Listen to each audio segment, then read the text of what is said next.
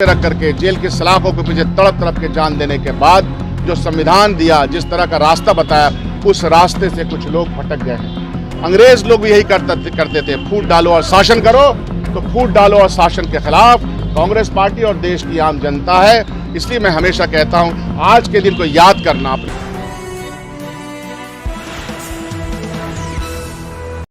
ऐतिहासिक क्षण है। भारत की स्वतंत्रता आंदोलन और उसके संग्राम में हमारे पुरखों ने जिस तरह से जान की कुर्बानियाँ दी और जिस तरह से शहीद हुए, अपना जान निछावर कर दिया देश के नाम पे। 1942 8 अगस्त को रेजोल्यूशन बम्बई में पास हुआ। उस वक्त के ऑल इंडिया कांग्रेस कमेटी के अध्यक्ष मौलाना आज़ाद थे।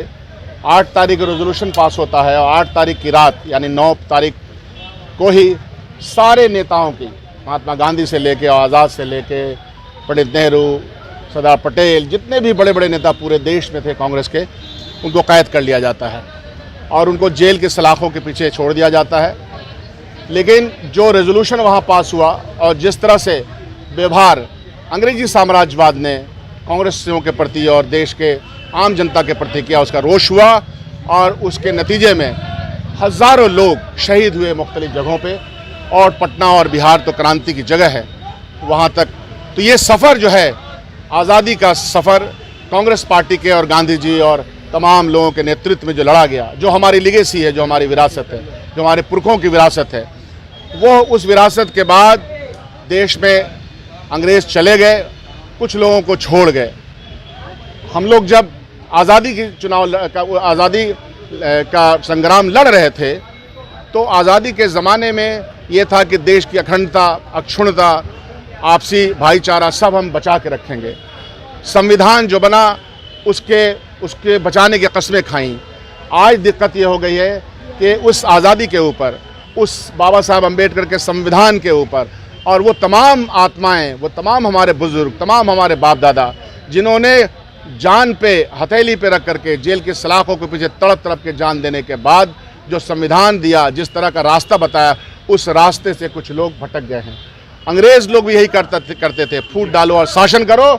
तो फूट डालो और शासन के खिलाफ कांग्रेस पार्टी और देश की आम जनता है। इसलिए मैं हमेशा कहता हूं, आज के दिन को याद करना, अपनी विरासत को याद करना, अपनी इतिहास को याद करना और हमारे लोगों के बलिदान को याद करना आवश्यक है।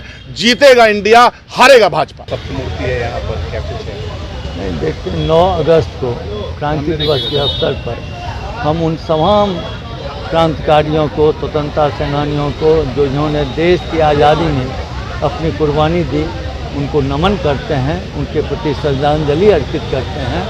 और आज तो आप देख रहे हैं, सदाकत आश्रम से यहाँ तक 7 किलोमीटर की यात्रा हमारे नौजवान सेवा दल और कांग्रेस नेताओं ने इस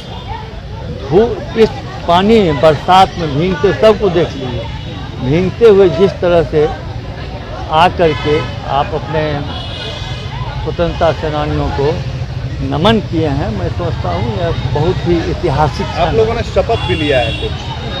शपथ हम लोग बार बार लेते हैं और हर एक साल लेते हैं, और उनके द्वारा जो किया गया कार्य है देश की आज़ादी में, उनको हम लोग आगे बढ़ाने के लिए, देश की एकता और अखंडता की रक्षा करने के लिए, जिस तरह से आज हमारे नेता राहुल गांधी जी पूरे देश में घूम घूम करके उसको एक रूप दे रहे हैं, हम लोग आज इनको नमन किए हैं। और हम उम्मीद करते हैं और देशवासियों से अपील करते हैं कि इतनी बड़ी कुर्बानी देने के बाद जो हमने स्वतंत्रता प्राप्त किया है, उसकी रक्षा सब मिल के करें। अच्छा, संसद में क्या कई तरह के आरोप लगा रहे हैं। अविश्वास प्रस्ताव आना तो एक आम बात है, ये तो कोई नई परंपरा है नहीं। और बीजेपी वाले को अब 9 साल सत्ता में हो गया केंद्र में, उनको इस सब छोटी छोटी बातों में नहीं पड़ के ये बताना चाहिए देश की जनता को कि हमने 9 साल में आपके वेलफेयर के लिए क्या किया। वो तो कुछ है नहीं, शून्य बटा सन्नाटा है। तो हम समझते हैं जो उल फजूल बात में अपना समय व्यस्त कर रहे हैं।